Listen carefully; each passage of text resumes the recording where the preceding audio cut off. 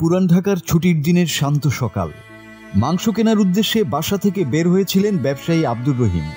সঙ্গে ছিল তার স্কুল পড়ুয়া ছেলে রিমন। সকালের স্বাভাবিক বাজার যাত্রা যে কয়েক মিনিটের মধ্যে এমন ট্র্যাজেডিতে রূপ নেবে তা কেউ ভাবেননি। বংশালের কষাইটুলিতে নয়নের মাংসের দোকানের সামনে দাঁড়িয়েছিলেন দুজন।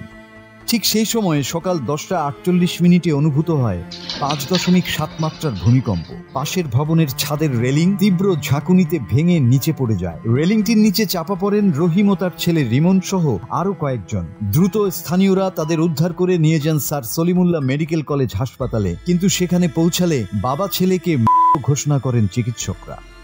হাসপাতালের মর্গে পাশাপাশি পড়েছিল দুইজনের নিথর দেহ। পরিবার তখনও জানত না তাদের নিখোঁজ দুই সদস্য আর কোনোদিন ফিরবেন না।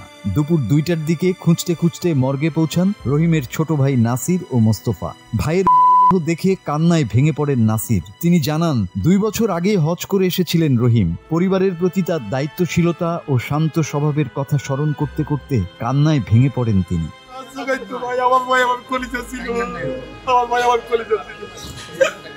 আমার কলিজা শেষ হয়ে গেছে আজকে। আমার ভাই আমার কলিজা ছিল। আমি আস্তে আস্তে একটাই বলছি, আমার ভাই আমার আমাদের একসাথে মাঠে ঘুমাইছি। আজকে আমি কাবেলায় থাকবো, আমার ভাই চলে গেল। লক্ষ্মীপুরের বশিকপুর গ্রামের ছেলে আব্দুর রহিম পুরান ঢাকার গার্ডেন সিটিতে কাপড়ের ব্যবসা করতেন। স্ত্রী, 3 ছেলে ও 1 মেয়েকে নিয়ে চলছিল তার সংসার। বড় ছেলে মাত্র 1 মাস আগে অস্ট্রেলিয়ায় গেছেন উচ্চশিক্ষার জন্য। মেজ ছেলে মাদ্রাসায় পড়ে, আর সবার ছোট এই ছেলেটি যে কিনা প্রথম বাবার সঙ্গে বাজারে বের হয়েছিল ছুটির দিনে রান্নার জন্য মাংস কিনতে।